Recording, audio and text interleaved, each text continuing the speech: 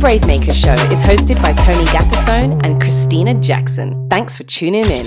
It's showtime. Thanks for tuning in, Brave Makers. This is Tony Gaffasone. I'm coming at you live from Redwood City, California. I am a filmmaker, writer, director, and I love telling stories. Started this nonprofit in 2018 so that we could talk to creators about their scripts, about their stories, about how they found their way and made their way in the industry. I am joined every Friday by my co-creator in banter, Christina Jackson. Hey, what's going on, Tony? So happy to be here for the show. And it's Friday. It's Friday, TGIF. My pronouns are he, him, his. I am in my studio here. It's a black background with the words Brave Maker. And I'm wearing a camouflage shirt with brown hair and a little bit of scruff today. I'm liking that camo on you. And I'm in Dublin, California. And I'm in my studio in front of a faux plant wall with some monarch butterflies. And my pronouns are he, she, they. And I am still doing the cosplay mashup. I'm rocking a Sonya Blade look meets Superman. So we got the blonde hair with the black headband and the classic Superman shirt. So that's what I got going on today, Tony. And I'm an African-American woman. And I'm sitting in a Will power chair in my studio today. And for those who are listening and or watching live, give them the hashtag that they can follow along these mashups every week. Yes, please type in hashtag KWRAY cosplay. So it's K-Ray cosplay. Get check out some of these wild mashups we got going on. Hey, Ray cosplay. You got to do it. Yeah. Go on Insta and find her. I love doing this every week because I always get, you got to have a surprise element to the show every week. Before we bring in our special guest today to talk about braving his way in the entertainment industry, Christina, how have you been braving your way? That's the question we ask. What have you been doing this week to brave your way toward your creative goals, one step at a time? So one of my major creative goals right now is bringing my first comic book to life. So I've been submerged in comic book artist land, and I thought I found my artist. I found a artist, you might know him. His name is Jim Lee, just a small guy. And I was like, oh yeah, I found him. That's the guy I want to work with. And I reached out to Ron Mars, my comic book coach. He's like, yeah, I know Jim. Actually, he had a piece auctioned over the weekend and it sold for $14,000. So he might not be in my price range. So I'm back to the drawing board. So I am still braving my way, looking at comic book artists. But the cool thing is I've discovered all these female comic book artists. So now I'm looking at them. And so that is how I'm braving my way. Still trying to find an artist who's going to do my book for me. So quick plug, if you are a comic book artist, why don't you find Christina on Instagram, share your work. This is how we make things happen. It's all about relationships. I don't think you've ever teased the name of the project. Is it public yet? It's not public yet. Okay. Yeah. So we'll keep all that on the under wraps. Yeah. Okay. So more details to come. Find Christina, and maybe you could be braving your way by collaborating. So yes, my response to that question is, some of you know I am doing my first feature film that I wrote. I will be directing it this June. It's called Last Chance Charlene. It's a dramedy about an aspiring screenwriter who happens to also be mourning the death of her brother by suicide. So it's a very personal topic for me, and I have been fundraising and casting, and today I have this official entertainment lawyer, and so we're working out contracts with the talent that we have cast, as well as how do we compensate those who are coming on the project. So it's a whole huge learning experience for me. I am loving it. But let me tell you, filmmakers, brave makers, it's stuff that you've got to figure out. You've got to figure out. You got to get your team together. You got to figure out the legal things and get an attorney, and costs money, yes, but it's one little thing at a time to making your project come to life. And so if you need a lawyer, I recommend Austin Law in San Francisco, California. That was an unpaid plug for Austin Law. All right. Well, so we're really excited today to welcome our special guest who's with us live. He is a screenwriter who just had a tiny little film that came out in theaters for the first time as theaters started to open. Tiny film that was across the globe, breaking out numbers in the box office. So hallelujah to that. Let's welcome the screenwriter of Mortal Kombat, Greg. Wow, welcome, Greg. Hello. Hey. Hi, Tony. Hi, Christina. Thank you for having me. Absolutely. Welcome to the show. This is amazing. Thank you. I'm happy to be here. This is fun. Greg, we have this really cool connection, so we can't start without shouting out your partner, your other half, Trisha Russo, also a filmmaker, who I think it's 4 years ago, maybe three years ago, that I met her in San Francisco. She did this amazing documentary called Love Always Mom that details the story of how your beautiful son, Grayson, came into the world. And I was telling Greg off podcast that we happened to be at the same film festival. Shout out to the Silicon Valley Film Festival. We both had films there. I'm talking to Trisha about her story, surviving cancer, finding a surrogate to give birth to her son, not knowing if that was even going to happen, if she was going to be able to meet her son. And oh my gosh, writing letters to her son in the womb. It's just this amazing story. Please go check out Love Always Mom. We'll put this in the chat as well. But your wife and I recorded podcast number 11 of this very show in the lobby of a hotel, because I just happened to have my recording equipment in the car. So she's number 11 and you're number 115. How about that? There you go. I'll take it. That sounds like a good number, 115. I like that. That's perfect. Well, yeah, we're glad that you're here. And let's get to this interview. Yeah, let's jump in. So I'm a big comic book fan, so I'd love to ask our guests, tell us your origin story. We'd love to know, where were you raised and how have you been uniquely prepared to do the work that you're doing now based on, how you were raised and what was introduced to you as a kid? Yeah, no, I grew up in a small town in New Jersey called Cherry Hill. It was, a pretty typical middle class, working neighborhood. I first got into film when I was young.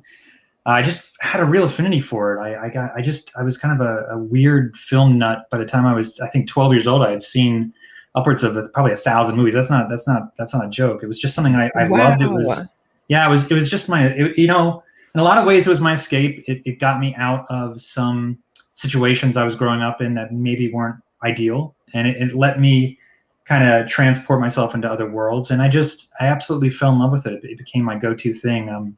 I would ride my bike to the theater four or five times a week. Just kind of lived there. So yeah, I fell in love with it young, and then I had some really strong teachers in high school and eventually college that continued to educate my passion and build up my passion. And then eventually I realized it could be a career. I didn't know. I didn't know screenwriting was even a career or a profession. And finally, when I saw that avenue, I was like, this is something I have to do. I have to do this. I think I was born to do it. I love that. Born to do it. Your call to action. Okay, so we're going to get to Mortal Kombat. I mean, you have this screenplay credit that is like one of the biggest films in the world right now. It still is. And it's still in theaters and on HBO Max. And we'll get to all those juicy details. But you've been screenwriting for over a decade. You've been doing even probably more, right? And I'd love you to talk about, if you look on your IMDb, it's like there's maybe 2 credits, and one of them is this. Yeah. So I know as a screenwriter, you've been doing a lot of writing that just never maybe sees the light of day, or it's just, there's all different ways that people live and breathe as a screenwriter. Can you talk about that? What was the past 10 years plus like for you? Yeah, I can. And that's one of the kind of the unspoken truths about being a screenwriter is that we work on lots of things that don't get produced, and that makes up the bulk of our profession. Really, is working on projects that end up not getting made. It's very hard to get a movie made. Anything made these days. So most of your time is spent on projects that you hope get made. You always have that.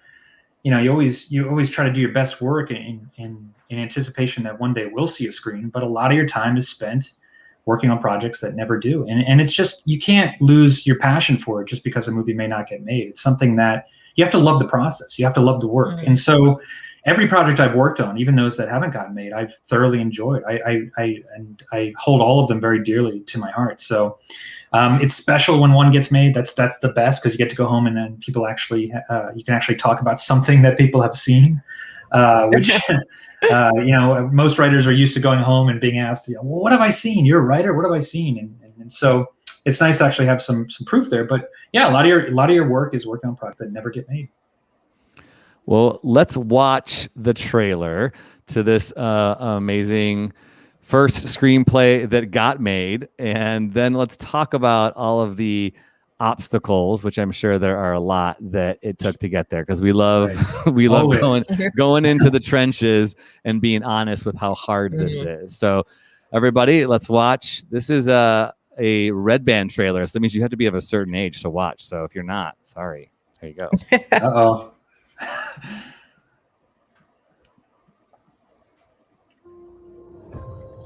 First learned about this 7 years ago on a mission in Brazil to capture a wanted fugitive. When we got there, it tore through our unit in seconds.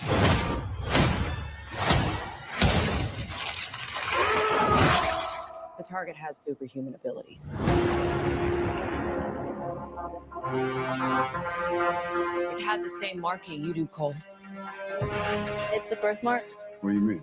He was born with it. It's not a birthmark, Cole. It means you've been chosen. Throughout history, different cultures all over the world reference a great tournament of champions. That dragon marking? I think it's an invitation to fight for something known.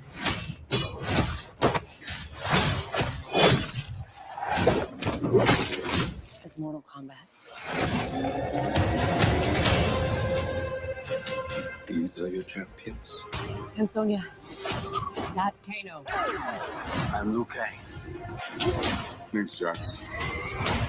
Kung Lao. Lord Raiden, the fate of Earth is in our hands. No matter how many of my people you put in the ground, we will not fail. Kill them.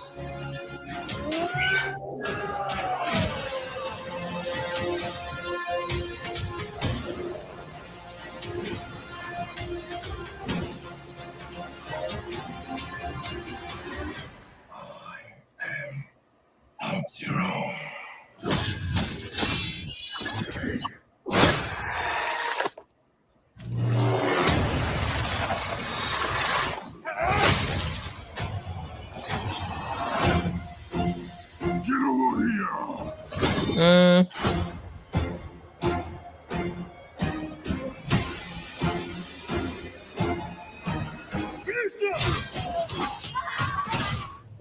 Kano wins.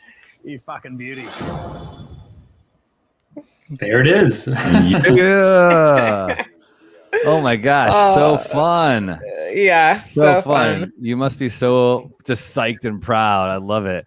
Thank you. Let's talk about some of the challenge. By the way, I watched it in my garage. Sorry, I didn't get a chance to go see it in the theater, but I watched it in my garage while I was working out in my punching bag and stuff. And oh, that was a good workout, dude. Got you ready, right? It got me ready. Yeah. There was so many fun, witty, Yeah. aware things that you wrote into the script. But let's talk about the hard things, getting Okay. it made, and Yeah. anything that you can tell us, like in the trenches stories. Anything you want to share about the obstacles to getting Mortal Kombat to the screen? Yeah, I mean, well, look, I mean, That there's many. I mean, making a film is an insanely difficult, arduous process. You know, it takes a village, literally. I mean, we had 1,000 people work on this movie. The development process alone, at least my time on the project, was over 5 years. So, you know, there's the things you go through in the development process. There's things you have to deal and problem solve when you get to the pre-production and production of the film. And while there are many different challenges, that can be everything from, you know, just getting your story, correct, to working with budget restraints and budget limitations that you may have to work with. You know, you rely on the people you work with to get through those things. And so we had a really strong team. We had really great development execs. We had an amazing director. So we just all kind of, worked with each other. We relied on each other, and we got through those problems. But when you're making a movie, it is far from an easy endeavor. That's for sure. How did this project come to you, and when did you know, okay, this is something I want to tackle? This is a story I'd love to bring to life. Yeah. So I was working at New Line, which is the studio that produced this movie, prior to getting Mortal Kombat as a job. I had written a sequel to a tornado film they had there called Into the Storm. And so I knew the executives, and I also knew that Mortal Kombat was there. I knew they were working on it. And so as a huge gamer, as a huge fan of this franchise, as somebody that deeply loves this source material, I was just kind of elbowing everybody I could. And I was just saying, hey, if this ever comes up, please give me a chance, because I love this stuff. I know this stuff really well. I can help you. And but I didn't know, I didn't know if it would come around. I just, put my head down. I kept doing the best work I can to try to, prove myself over there. And thankfully, when it opened up as an assignment, they came to me right away. And I got, I'm very grateful for that opportunity. And I'm very thankful for it. What a fantastic testament, right, to preparation, meeting opportunity. And now we all get to be immersed in this world. And I definitely could see that all those thousands of movies that you watched as a kid, the way that you transported yourself, now we could transport into this movie, and it's super exciting. Yeah. It's pretty fulfilling, I'll say. It's really nice to see that come full circle finally. I'm horrible at video games. Just, I have 3 daughters who are amazing, and they kick my butt in everything. But, obviously Mortal Kombat is such an IP and intellectual property that everybody knows. And I remember in the old school arcades, I remember trying to play it, finish it, and all that stuff. But seeing some of those characters come to life, it was like, wow, super surreal. Okay, so let's talk about, you talked about collaborating, you're leaning on each other, it takes a village. I love that. I mean, that's why I love filmmaking so much. I love giving birth to that thing, that creature, that creative beast. The director, Simon McCoy, am I saying his name right? Simon McCoy? Yep, McCoy, yeah. This was his first feature film as well. I mean, and I did a little research. He was a commercial director, I believe. So could you share about your relationship with the director? And I also noticed there's another screenwriter with an and I love always talking about this because there are screenwriting credits that are really specific. If you have an ampersand between 2 names or 3 names, that means they're writing together. And if there's the word spelled out, that means they were partnered in different ways. So talk about all of that process of your collaborators in making of this. Yeah, so I'll speak to the second thing first. So often in a lot of these movies, there are multiple writers that work on the project. Not everybody gets credited. The ones that get credited are the ones that have, the guild through their process, usually arbitration decides, are the ones that deserve the credit. I didn't work with the other writer. The other writer that I'm credited with was before me. So I inherited a script in 2016 that writer had worked on. And then for the 5 years between 2016 and 2021, when the movie came out, I worked on the project by myself. So as a writer, we don't really, unless you're a writing team, we don't usually collaborate with other writers. That's for screenwriting. In television, it's very different. But in screenwriting, we're usually solo warriors. The director, Simon, came in about a year after I was on the project. And I don't have any say in what director the studio picks. All I can do is hope that it's somebody that I can work with, that is a patient, smart individual. That's all I can hope for. And thankfully, on this project, I got that. Simon was he was an amazing partner and a great collaborator. He lives in Perth, Australia. So for a lot of our development together, we would have 16-hour apart Skype calls, where we would just, we'd get on and we just talk through story. And for that last year, really before production, when we were in the trenches of trying to get the script into a place where it met the budget and where it was ready to hopefully get the green light, Simon and I were basically the two principal people, I think, involved in really getting this over the line, getting this into that that fabled green light stage, and again, just a really patient, wonderful, intelligent guy. I got very lucky, and he's going to do a lot of great things, I think. That is you did luck out in that way. We've heard of many of horror stories of things that don't work out. So good on you, especially on such a huge project. It was fun to see some of the behind the scenes of you on set, right? As the screenwriter who inherited it, but then it got to do the majority of the work. That's pretty cool. It is cool. It was great going to set. That was a huge learning experience for me. I haven't been able to do that yet. My favorite part, I think, of being on set was just learning from everybody else. When you're there, you're walking around, you're talking. And again, this is a massive production. So I think there's going to be over 1,000 people credited on this film. So, I would be able to walk around. I'd be able to go into props. I'd be able to go into wardrobe, and I would talk to them. And they would want to talk to me. And they would be like, hey, we'd talk about the littlest details. What should Kano's knife look like? And just being able to see how these different facets of filmmaking come together and become this produced thing was an incredible learning experience. I'm so thankful that New Line invited me to set. It was really great. That is super cool. Can you talk about what about the process that you didn't expect that you really enjoyed, like being on set, getting to decide how should this knife look? Like, how much did you really get to see come to life on the screen from your input? It was mind blowing. I'm telling you, you have to understand. Like, I've been doing this for a decade, and the words stay on my computer. They've never gone to the screen. So when I walked into the pre-production offices in Adelaide, Australia, the film was shot in South Australia. When I got there, the first thing I saw was my script up on a giant wall. Like, they had taken every page and they plastered all 110 pages on a wall. And I was like, what's going on? What is this? And so, and then it was this incredible experience of just seeing, once the cast, started showing up, and seeing the cast in costume for the first time was probably one of the most, amazing experiences. Just, we had an incredible costume designer on this movie. Cappy Ireland, she did amazing work. And once, the first person I saw in costume was Joe Taslim as Sub-Zero. He showed up early for a fitting. And just seeing him in that full regalia with the mask you saw in the trailer, it was just, I was like, oh my God, this is real. This has come to life. Yeah. And he did I listened to a podcast with him talking about how heavy, like really heavy and daunting it was to wear that. But he did some of his stunts, right? He's pretty amazing. All of them. He's an incredible martial artist. Oh my gosh! But there were some that I think he said they wouldn't let him do. Basically, probably a small amount. That's so phenomenal. Yeah, that was across the board for all the actors. They're all, so many of them are really talented martial artists, and they did a lot of their own stunts.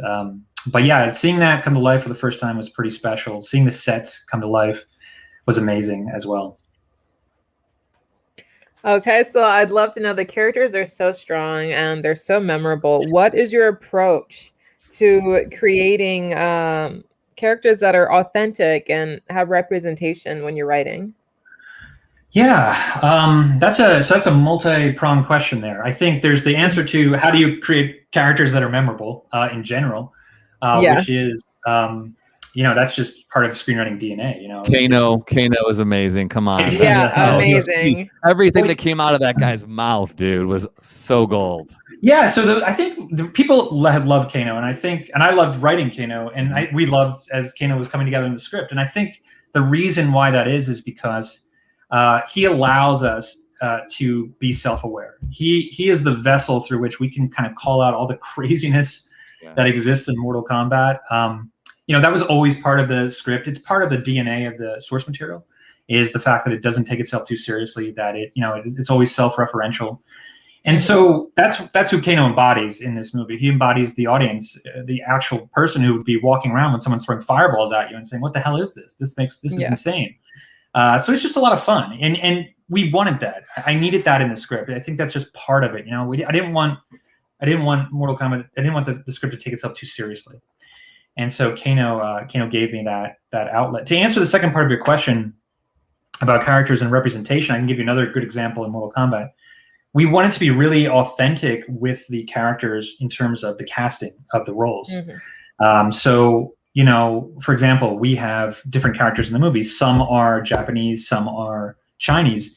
And, you know, I think it would have been very lazy and disingenuous to kind of throw any Asian actor into those roles. So what we wanted to do is be authentic to the characters and go out and say, no, if this character is Japanese, we're going to go find the best Japanese actor we can find to fit that role. And we have some incredible actors in this movie. It's truly wild.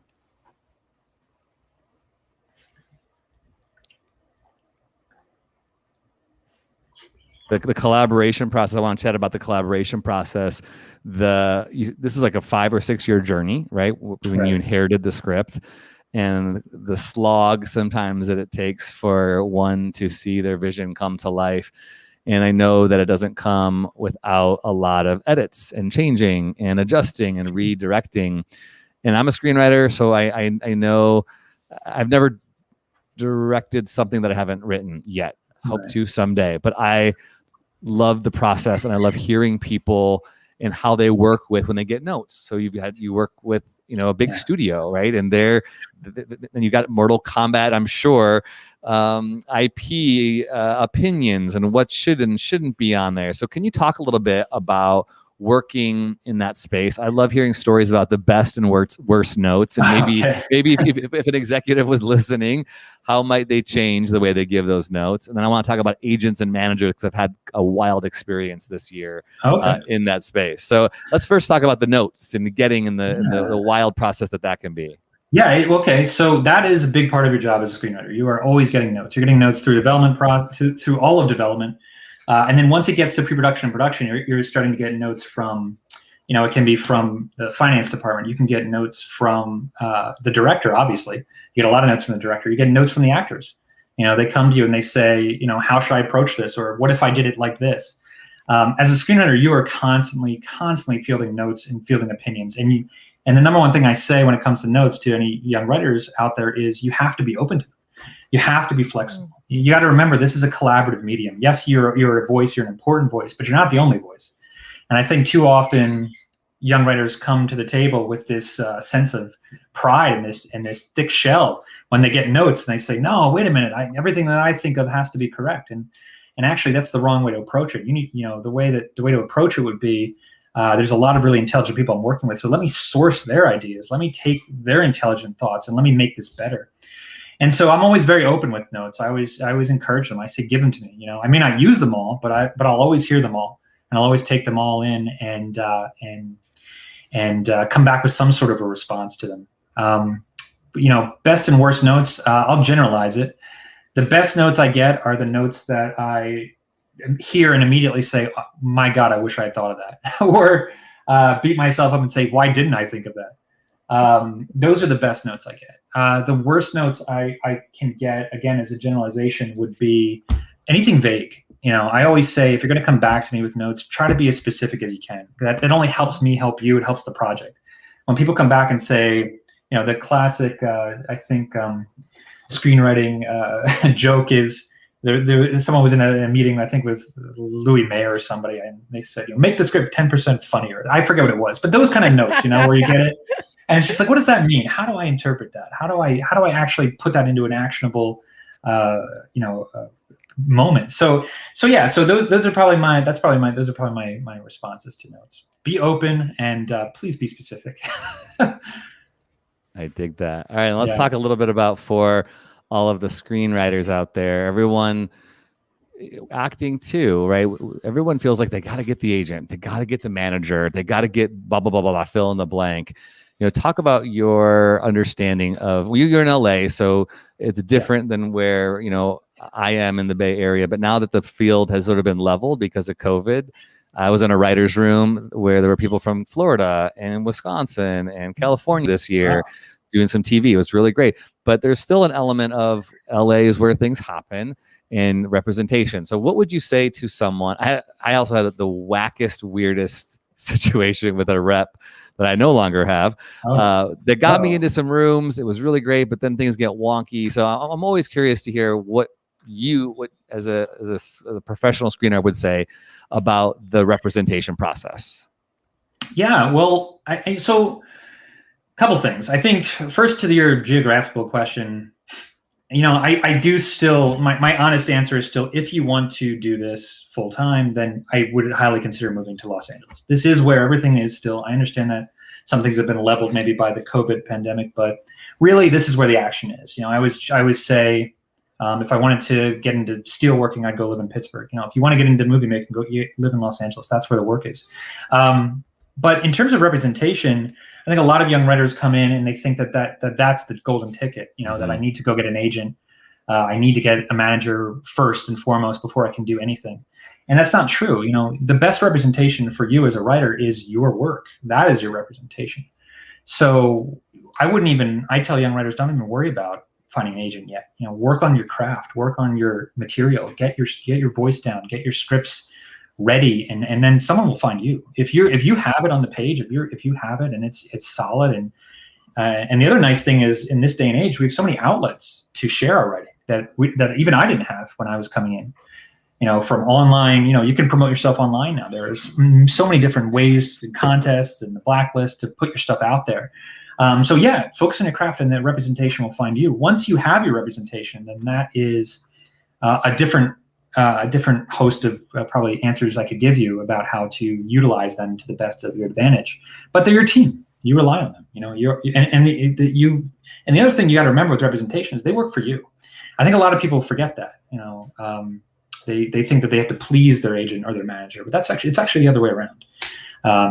They're working for you. You're paying them. So you want to make sure that you get good work out of your team, and you want to make sure that you and your team get that you understand each other on a personal level too. Because while the professional side of it is great, I want somebody on my team that I can talk to, about football and their kids. I want someone that I can talk to about their life, and that's the best relationship that I can have as well. So good stuff.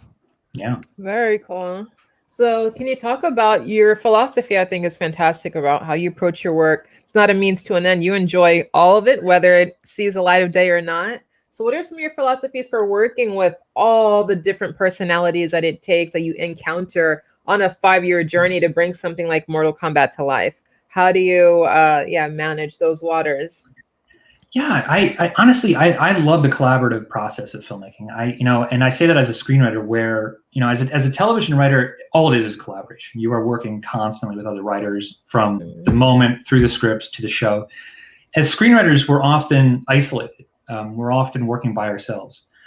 So while that is very true, during the development process, where I'm dealing with executives, or I'm dealing with producers, or I'm dealing with directors on a lot of these projects that come on during development, I always try to involve them as much as possible in the writing, as much as they'll want to be involved. A lot of times I will take my material and I will show it to them early, and I will say, hey, let's talk about this. Let's make it better. Mm-hmm. I don't like to be closed off. I don't like to disappear for 8 weeks and then turn in the script. I want everybody involved in the process to be excited about the script as it's coming along. So like I'm working on a project right now, and I shared the first 20 pages with the director last week, and just to get into his mind, just to get him to start picturing things and sending me back visual, images. So I embrace those voices. I say, bring it on. Let's go. Let's be collaborative. We're all on the same team. We all have the same goal. That's beautiful advice. Get everyone excited about the project early on. That's perfect. Yeah, exactly. So talk about I guess we have a couple more minutes than I thought. I want to know, what can you talk about? You've got a bunch of things on IMDb that are in the works. I imagine once Mortal Kombat, your phone was probably off the chain, but you probably had, even before that, some projects in development. So what can you talk about that we might expect next year, 10 years from now, whenever well, let's see. I'm working on a couple projects, a number of different projects. I wrote an adaptation of the classic video game Space Invaders for New Line. It's a project that I really love. I worked on a sequel to the film Death Note at Netflix. Cool. Death Note 2 with bringing back the cast of Willem Dafoe and Lakeith Stanfield, and And I'm working on an animated movie now, which is really neat because I've never done that before. So I always, when I look at projects, I'm constantly passing on things that I've done before. I'm always looking for new experiences. I'm trying to continue to learn and grow as a writer. And so when someone comes to me with a project that feels unique, or it's got a director on it that I love, or I think has a unique voice, those are the things that I always respond to. I want to learn. I want to keep pushing myself. So I'm excited to keep going, and we'll see what comes next. That's awesome. Jessica says, I love that you involve everyone into the process of the writing. Your outlook is wonderful. She's one of our producers here. We affirm that outlook of collaboration. It's so important. I feel like we talk a lot about that here at Brave Maker, about finding your crew and the no a-hole rule, the no jerk rule. It's so easy to get people who are caught up in ego or entitlement, and that just doesn't move us forward collectively. It's really a process of humility too, and empathy, because there's so many decisions to be made, and sometimes compromise is the only way we can do it. And so if there's someone who's not willing, it makes it really difficult to work with. So in that same way, I want to ask about, you are married to a filmmaker, as we talked about earlier. So you and Trisha are both these creative types, and I think that's a cool, special relationship. Anything you can share about how you two balance that life out? Yeah, well, I always joke with my wife because she made this incredible documentary called Love Always Mom that's available to watch, and it's this very life affirming, beautiful thing that has helped so many people. And I write about fire throwing ninjas and four-armed monsters, but no, the creative life is a wonderful one. It affords us a lot of great things, like being able to be home with our son, which is wonderful. And she's a great sounding board. I think we're both really great sounding boards for each other. So when she has ideas, when she was working on her documentary for 4 years, not only am I in the documentary, but I was also a creative sounding board for her. And I often go to her too for stuff that I'm working on. So it's really nice to have that there right next to you. And in terms of balancing the creative life, I just treat my job like a job. That's what it is. I'm very grateful to be able to do what I do, especially during these times when I think it's been hard for a lot of people to do their work. I'm thankful that I can work from home. I'm thankful that I have a job that sustains itself that way, and I'm lucky I have a partner that supports me. Gosh, gotta love that. Find the supportive partners, because it's a hard life at times. There's lots of highs, but there's lots of lows. A lot of rejection. You gotta pick yourself up constantly in this business. So someone who's been in it for over a decade, who just got their first feature on the screen, I'm sure we could spend a lot of time talking about the low lows, but just kudos to you for doing that and for somehow weathering it. The odds are against you. They're against us in a lot of ways who are trying to make stuff, but you got to find a way to make it. You said earlier, it was within you. You felt born to do it. And I think everybody that's truly born to do it is going to find a way to make it happen. Come hell or high water, they're going to make a way. Yeah, I think that's right. I think that's a really great way of thinking about it. Yeah, I knew that if I didn't do this, I didn't want to do anything else. So it was that was my that was my end goal. Yeah. And I was either going to hit it or I wasn't. And I felt like I had to. So again, I'm very thankful and very grateful that I have the opportunity. Right on. Way to go. We're stoked for you. Thanks, Greg Russo, for being on the show today. Yeah. We're going to do what we always do every Friday. It's time for Brave Faves. Brave Faves. TV shows, films, books, songs, technology, clothing, podcast, food, and more. These are a few of our favorite people, places, and things. Brave Faves. It's Brave Faves. All right, we're going to start with Christina. Christina, what you got today? All right, my Brave Fave is coming from Grace Byers, who many of you may know from Empire.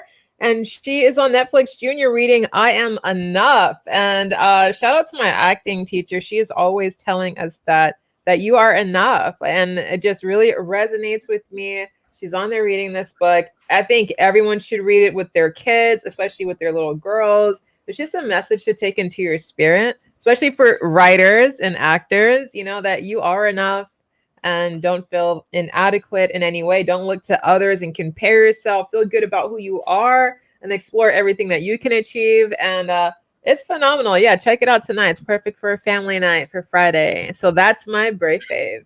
I didn't know that. That's cool. On Netflix, you can have someone read a book to you. That is she's the author and she reads it. Yeah, this is her book. That is brilliant. Yeah. Oh my gosh, I love it. Okay, awesome. What do you got, Greg? Well, my Brave fave right now is an experience, and it's going back to the movies. I missed it so much over the 14 months that we couldn't go. And so I'm so thankful to see theaters once again opening up. I'm thankful that I was one of the films that helped bring people back to the theaters. You know, this is an industry that employs thousands of people. There's a lot of mom and pop shops that didn't make it through the pandemic. So I'm really happy that they're opening up again, that we can go back and support them again. And that to me is my favorite thing right now. Go back to the movies, y'all. Keep supporting the arts. We need you to do that. This is a really wild time. I mean, we're all looking forward to see what happens on the other side. So many theaters have gone under, but I believe we're going to build our way back up. So yeah, that's a great one. Go back and see a movie today. Make sure you're vaccinated too. All right. And my Brave fave, I felt like I had to choose an HBO Max since you were on HBO Max with Mortal Kombat. But have you all heard of Generation Hustle? It is mind-blowing, and it's really blood-boiling. It's this docu-series about all of these basically like scammers and ways that people have swindled people out of their good hard money. And the very first one is called The Hollywood Con Queen. It was this huge story about this. I won't give it away, but a person or persons who basically swindled photographers, actors, screenwriters out of thousands and millions of dollars because they did all this research and found out what people's dreams were and got them to give them money. It is mind-boggling. So it's on HBO Max. It's called Generation Hustle, and the very first episode is called The Con Queen of Hollywood. Check it out. It does get under your skin and also makes me want to just warn you all, like, be careful with what you believe.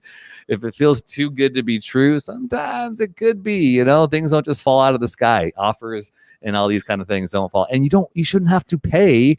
You shouldn't have to be paying agents or paying people to get your stuff made. Use your own money to make your films, but don't throw your money away. All right, that's it. I'm sorry, I'm preaching now. But Generation Hustle on HBO Max. All right, so that's our show today. I'm Tony Gapason with my co-host Christina Jackson, and we say every week that we are a nonprofit, a 501c3 nonprofit that exists to elevate brave stories for justice, diversity, and inclusion. We started in 2018 with the hope of telling stories and inspiring you to get out there and do it. So you heard Greg's story today. You heard that it took 10 plus years to see his work come to life. So what are you going to do about it? We would love to help you. We have a email list that you can sign up at bravemaker.com/buzz. We're going to send you free film screenings. We're going to do this every Friday where we talk to creators, filmmakers, screenwriters all over the world, hoping to lend stories to you to inspire you to keep going and find your story. So go to bravemaker.com/buzz. And as you can see, if you're watching us live or on the replay, you can also donate to us. We're a nonprofit. You can use the word Brave Maker right to your phone. Text the word Brave Maker to 44321, and you can give a tax-deductible donation so we can do things like our film festival, which launches in June 5th. All online. We have 30 different films, shorts, and features that our team has curated to give you some great entertainment and some things to think about, panel discussions, all that kind of stuff. So go to bravemaker.com, find out more about who we are. We would love to connect with you. All right, Greg, this has been awesome. Thank you, guys. Thank you, Tony. Thank you, Christina. I really appreciate it. Heck yeah. And let's, where can people find you on the interwebs? Yeah, I'm on Twitter at Writer Russo. If you want to hop on by, I usually post a lot of screenwriting and cool stuff over there. Writer Russo. I had that earlier, but somehow I lost it, but I'm going to pull it up right now. Writer Russo on Twitter. We'll also have that in the show notes if you're listening on the audio replay. Go find Greg, tell him how much you love the movie, and all these juicy little nuggets will be on our Instagram throughout the next week or two. This is great. Thanks so much, Greg. We'd love to have you back on the next one, whatever it is. Yes, thank you guys. Would love to come back. Appreciate it. All right, cool. We'll stand by for a picture. Brief stories change the world. And you are the story. Goodbye, everybody.